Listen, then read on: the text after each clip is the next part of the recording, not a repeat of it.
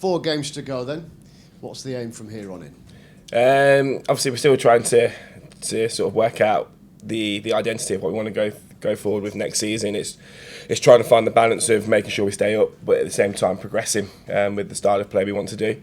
I think the next 4 games, simple. Obviously, I know we've got Bristol top of the table, which will be a big ask, but it's just to not lose. Like, draws and wins are all we want to do at the minute, and that's what we want to focus on. It's been a month or so under your tenure. How would you kind of sum up the challenges that you've faced? Has anything took you by surprise? Have you discovered something that you needed addressing that perhaps you didn't think needed addressing? To be honest, everything's sort of gone the way I anticipated. I have changed the style to being a bit more of a pressing team, a bit more aggressive, try and win the ball higher up, and that comes with its risks. And I think one of the risks is the fact that, as you saw against Lewis on Sunday, the direct ball can be a little bit of a problem, although I think is a little bit more down to the mentality of the players, in the sense that they're a little bit fearful of the spacing behind them rather than focusing on pushing forward. So that's something that we're continuing to work on in terms of closing down the space and looking to win the ball high up rather than worrying about the ball in behind. I think obviously fitness was always the issue, and I think under having a good pre-season for these lot will be key for next season. I think if you don't get that right, you're playing catch up for the whole year. And like I said to the girls on Sunday after the game, I kept them for an hour afterwards to go through the goals, because we were very disappointed and we felt it was a game we could have won. The league table doesn't lie, and we have to make sure that we start to nullify and to restrict the number of mistakes we're making that are individual mistakes rather than team mistakes. And do you find then that when you have those review sessions that the players are buying in? Okay, you'll make some change in the summer, but the players that you've got right now are buying into what you want. Yeah, definitely. I mean, the one thing I would say is that the application at training has been fantastic, and to be honest, better than I thought it would have been, based on the circumstances that they were under within the relegation battle. It could have been very easy for them to say, look, we just beat Charlton, let's stick to what we're doing. But they've really taken to the tactics. They like the fact that we are being much more aggressive, and in all honesty, like, we're you can hear the lads. Someone's just won at FIFA. Yeah, I think that's a 90th minute winner there. That's what it sounds like to me. I think, in all honesty, they're like, the stats are there to see that we're creating far more chances now than we ever did all through the year. For example, like when we played Sunderland, I think the stats were like we were in the 20s with the shots. Expected goals were like +5, and Sunderland only had 3 shots, and we ended up drawing 1-1. So it's really clear what we need to keep focusing on.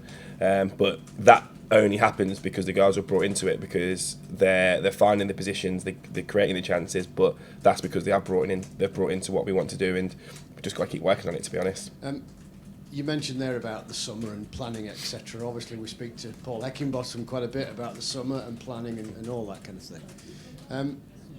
Have you been kind of given assurances that you'll be able to do a bit of what you want to do? Because, well, the club as a whole, there's quite a lot that's up in the air right now about Sheffield United. Are the women's team sort of absent from that? Or are you in the same boat?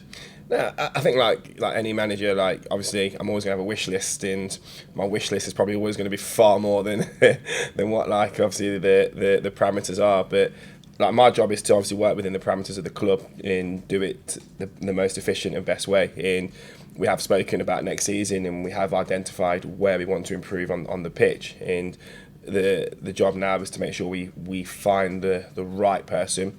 A little bit like the Moneyball approach, I think, is the way I look at it, because I'm massive on stats, and I think the club are showing the support from that point of view. So what it will look like next season, obviously we'll see, but at the same time, the reason why I came in is because they want to keep moving forward. And as I said, they brought me under full time, and they want me to push the setup to the next level. So I can only see that they'll provide me with the right resources to do that to the best of my ability. So just to finally come back to the football side of things, Bristol then being top then is quite the barometer then. Yeah. These are the standard setters. Here's your marker. Yeah, I mean, to be honest, I think the girls have so much to look forward to because no one thought we would beat London City a couple of weeks ago, and look, we played fantastic in that game. Everything we did in training came out, and like it was one of those games where everything that we thought London City were going to do, they did, so we were prepared for it, and we predict that would be the same in Bristol. I think the girls have a little bit of resolute behaviour in them where when they come to the bigger teams, they seem to like step it up and they play above and beyond. I think where we need to focus on is not the Bristols and the London Cities. It's making sure that we reproduce that performance against the likes of the Sunderlands and the Crystal Palaces and the Lewises, where again for me there were points that we should have taken and we should have won. The way the games went, we should have had probably another 9 points on the board if I'm honest. But hey, when you're at this side of the table, the luck's never in, and some very, very dubious refereeing decisions, I can tell you that much. But again, I'm biased, so but we just keep working hard, and like I said, Bristol is what we want to do for next season. We want to emulate that and be at the top of the table, but for now it's making sure that we can beat the teams around us, which is more important for us.